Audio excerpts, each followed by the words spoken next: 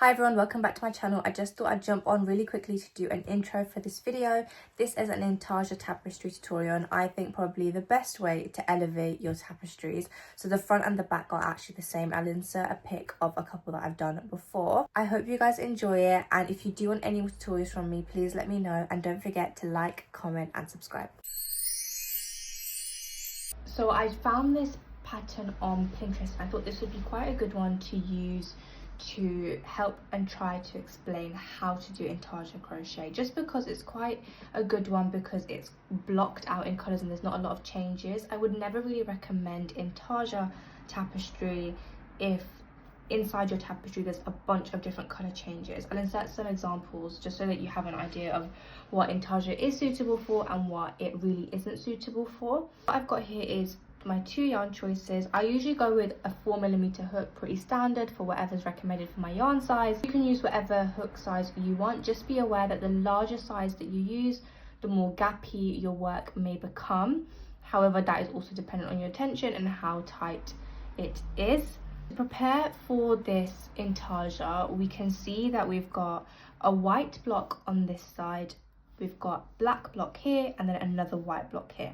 I decided I'm going to make the cat white and the background burnt orange or red, however the camera's picking it up. The first step really with intarsia tapestry is to actually create a mini skein for yourself.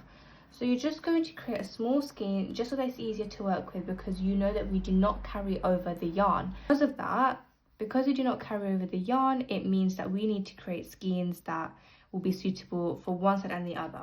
For this one, I just need to make two skeins because it's only the colour on two sides.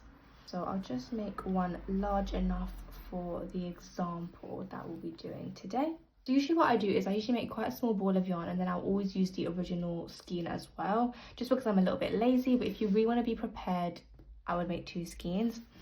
And then of course your middle colour, because it's only one straight block here, I don't need to make any skeins out of this one. However, if you do make this pattern after I've ended the tutorial, when it comes to the eyes, you can make two separate skeins of white and just add them in. So we're going to start off with the white section here. I'm going to grab my big skein for that.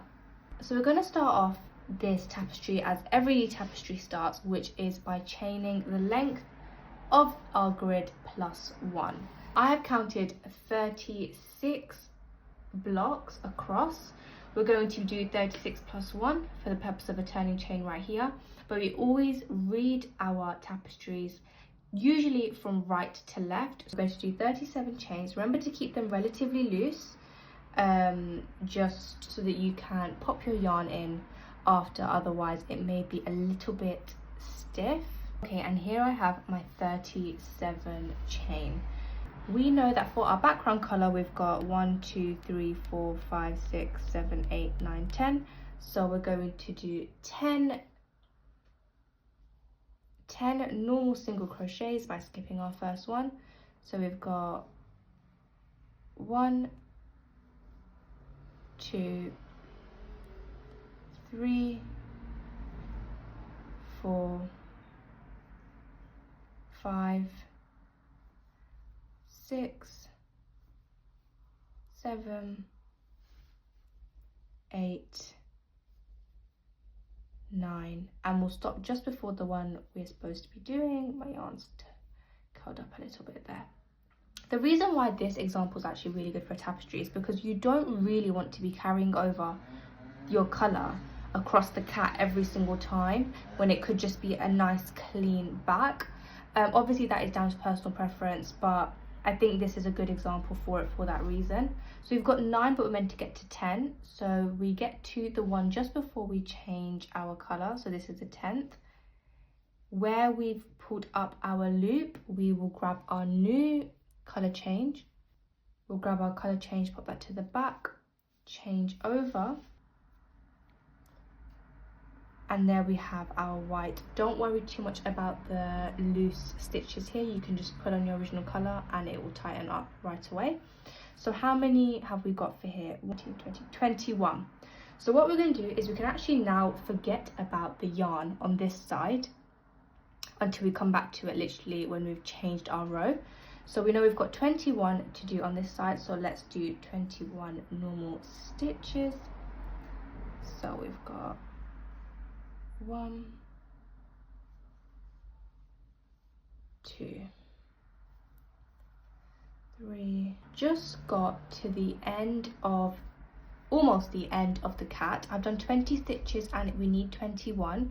So I've just stopped just before I'm meant to do my color change to create the 21st stitch.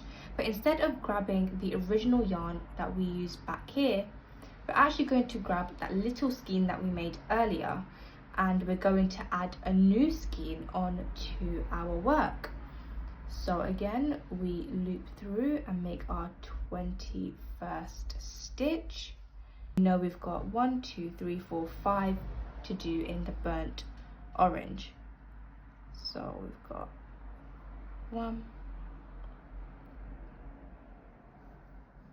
2,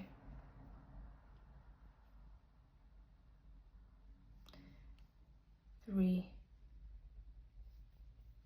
4, and 5. That is the end of your first row. If you look at the back, it looks the same as the front. That is how Intarsia tapestry works. You create new skeins for the color changes instead of carrying your yarn over. I'll just show you how to do the back again, but it's pretty much the same. We know it's, so we'll go from the back.